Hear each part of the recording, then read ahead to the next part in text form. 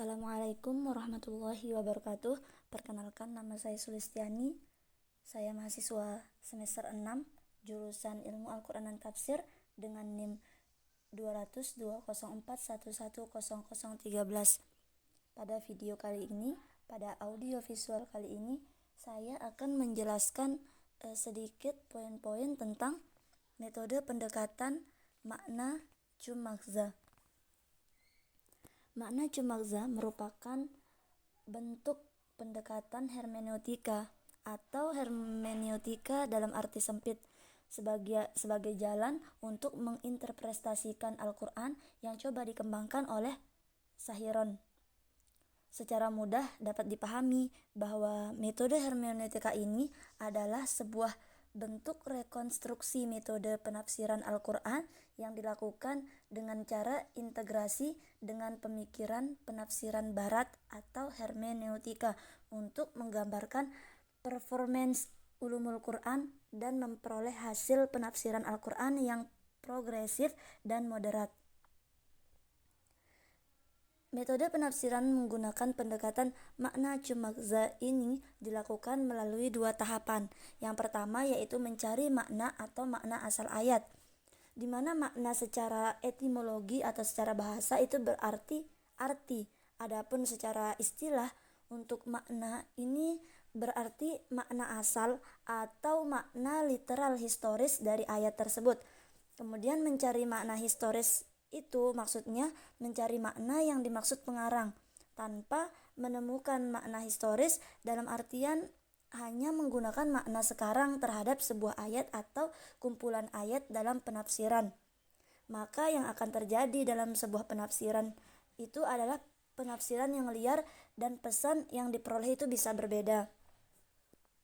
Tidak berhenti di situ, makna historis yang sudah diperoleh kemudian itu digali pesannya, kemudian dikembangkan untuk memperoleh maknanya pada masa sekarang. Kemudian yang kedua yaitu menentukan maghza atau signifikansi ayatnya. Maghza ini secara bahasa itu berarti maksud, tujuan, dan signifikansi. Adapun secara istilah dalam metode pendekatan ini, maghza berarti pesan utama ayat yang sedang ditafsirkan.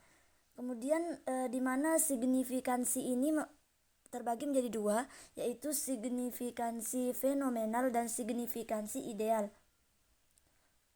Yang dimaksud dengan signifikansi fenomenal yakni pesan utama yang dipahami dan diaplikasikan secara kontekstual dan dinamis mulai pada masa Nabi hingga saat ayat ini ditafsirkan dalam periode tertentu. Nah, dari definisi ini, signifikansi dibagi ke dalam dua macam, yaitu ada signifikansi fenomenal historis dan signifikansi fenomenal dinamis. Signifikansi fenomenal historis merupakan pesan utama sebuah ayat atau kumpulan ayat yang dipahami dan diaplikasikan pada masa pewahyuan atau masa Nabi. Sedangkan signifikansi fenomenal dinamis itu merupakan pesan dari Al-Quran yang dipahami dan didefinisikan pada saat ayat atau kumpulan ayat tertentu itu ditafsirkan, dan setelah itu diaplikasikan dalam kehidupan. Nah, untuk memahami signifikansi fenomenal historis itu diperlukan pemahaman terhadap konsep makro dan mikro sosial keagamaan masyarakat yang hidup pada masa pewahyuan tersebut. Nah, informasi historis berupa asbabun nuzul menjadi sangat penting karena ini. Sementara itu, untuk memahami signifikansi fenomenal dinamis itu sangat diperlukan pemahaman terhadap perkembangan pemikiran dan zeitgeist atau spirit masa pada saat penafsiran teks. Kemudian selanjutnya yang kedua yaitu signifikansi ideal, di mana signifikansi ideal ini merupakan akumulasi ideal dari pemahaman-pemahaman terhadap signifikansi ayat, di mana akumulasi pemahaman ini akan diketahui pada akhir tujuan peradaban manusia yang dikehendaki oleh Allah SWT. Untuk selanjutnya yaitu contoh aplikasi penafsiran ayat Al-Quran yang menggunakan pendekatan makna Chumagza. Tapi sebelumnya di sini saya akan memaparkan sedikit langkah-langkah metodis pembacaan makna Chumagza. Yang pertama yaitu mencari makna asal atau historis. Di dalam mencari makna asal atau historis ini Untuk mendapatkan makna literal itu harus melalui atau melewati langkah-langkah berikut ini. Yang pertama yaitu analisis yang cermat atas bahasa Arab Al-Quran, yaitu bahasa pada abad ke-7 Masehi atau 1 Hijriah. Suatu kata dalam bahasa Arab ada yang bersifat diakronis, yaitu berubah pada kurun waktu tertentu sampai waktu ditafsirkannya ayat, dan ada kalanya sinkronis, yaitu tetap pada setiap zaman. Kemudian seseorang tidak bisa memahami Al-Quran jika tidak memahami makna bahasa kosakata saat itu dengan saat ini. Kedua yaitu analisis intratekstualitas, di mana analisis ini merupakan proses mencari makna ayat dengan membandingkannya dengan ayat lain dalam Al-Quran. Yang ketiga yaitu analisa intertekstualitas. Analisis intertekstualitas ini dilakukan dengan mencari sumber yang berada di luar teks Al-Quran, seperti hadis atau al-Israiliyat. Yang keempat yaitu memperhatikan asbabun nuzul atau sejarah mikro dan keadaan bangsa Arab atau sejarah makro saat Al-Quran diturunkan. Nah, konteks ini merupakan konteks sejarah tersebut diamati untuk memperoleh makna yang nyata dari ayat tersebut. Yang terakhir yaitu menemukan maksud ayat Al-Quran ketika diturunkan. Makna sesungguhnya bisa diperoleh setelah melalui semua proses yang tadi saya sebutkan dari pertama, atau beberapa proses yang bisa digunakan sebagai acuan untuk mendapat sebuah kesimpulan makna yang sesungguhnya. Selanjutnya yaitu tahap yang kedua yaitu mencari signifikansi ayat. Nah, untuk mendapatkan signifikansi ayat tersebut itu juga melalui beberapa tahap. Yang pertama yaitu memperhatikan kategori ayat, misalnya ayat misalnya muhkam atau mutasyabihat, hierarki nilai pada ayat-ayat hukum dan lain-lain. Kemudian yang kedua yaitu mengembangkan makosid ayat-ayat Al-Quran. Kemudian yang ketiga yaitu menangkap makna isyari atau makna simbolik berdasarkan pola pikir kekinian. Yang keempat yaitu memperhatikan situasi, waktu, dan tempat yang akan menjadi objek pesan ayat tersebut. Yang kelima yaitu menafsirkan ayat dari sudut pandang keilmuan lain, misalnya psikolog, sosiologi, antropologi, sains, dan lain-lain. Dan yang terakhir yaitu yang keenam adalah penyesuaian dan implementasi pesan ayat.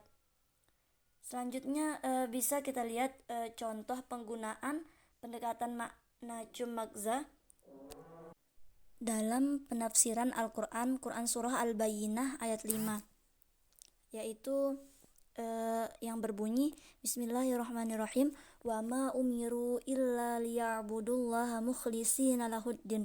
Nah, menurut Profesor Sahiron dalam berbagai mushaf tarjemah, itu kerap kali ayat ini diterjemahkan dengan mereka tidak diharapkan kecuali menyembah Allah dengan cara ikhlas beragama. Jika diuraikan, kata mukhlisin pada ayat tersebut berupa isim fa'il.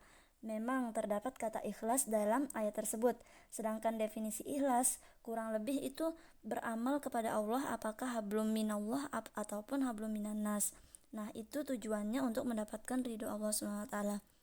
Kalimat wama umiru itu terdapat wawu domir jamak, maka pasti ada yang membatalkan. Nah, itu siapa yang membatalkan? Yakni min ahlil kitab dan musyrikin. Pada ayat tersebut jika diterjemahkan ikhlas itu jadinya tidak rasional. Lah, orang masa ahli kitab dan musyrikin masuk Islam saja belum kok sudah disuruh ikhlas begitu. Kemudian kata mukhlisin itu basic minim atau makna dasar atau makna kamusnya, makna relasi atau makna yang relasionalnya itu Profesor Sahiron menjelaskan bahwa kata akhlaso dalam kamus lisanul Arab itu makna dasarnya memurnikan sesuatu atau tidak ada campuran. Kemudian maf'ul bihnya yakni ad-dina, yakni memurnikan ad-din, lalu lahunya itu kembali kepada Allah. Kemudian kata ad-din di sini bukan agama secara keseluruhan, melainkan sebuah ketaatan. Mungkin ada ketaatannya, tapi yang paling dekat adalah penyembahan. Maka yang tepat dalam terjemahan tersebut yaitu itu tidaklah diciptakan oleh Allah kecuali menyembah dengan cara memurnikan penyembahnya kepada Allah Subhanahu wa taala. Dengan demikian, dapat kita simpulkan bahwa ayat tersebut sebenarnya menjelaskan tentang tauhid. Memang kata tauhid di dalam Al-Quran belum diterjemahkan ke ketuhanan, makanya mengalami diakronik. Kemudian juga Profesor Sahiron itu mengatakan jika beliau juga tidak sadar bahwa pentingnya bahasa Arab abad ke-7 itu, maka bisa salah nanti dalam menerjemahkannya. Adapun kritik terhadap metode pendekatan makna cumakza ini, kritik dalam hal klasifikasi yang simplistik, di mana hal pertama yang harus diperhatikan adalah masalah pengklasifikasian, di mana tipologi klasifikasi menemukan Al-Quran yang dilakukan oleh Sahiron Syamsuddin dengan pertimbangan bahwa adanya kemiripan aliran-aliran hermeneutika umum adalah kurang tepat dan terlalu simplistik. Di sisi lain, itu penghakiman Sahiron terhadap ulama yang ia kategorikan dalam aliran-aliran kuasi objektif itu tradisionalis, terlalu menggeneralisir dan berlebihan tanpa menunjukkan sebuah bukti. Yang kedua juga ada kritik terhadap pengaruh hermeneutika Fazlur Rahman, Gadamer, Nasr Hamid Abu Zaid. Mungkin itu saja materi yang dapat saya sampaikan pada video kali ini. Kurang lebihnya saya mohon maaf. Wassalamualaikum warahmatullahi wabarakatuh.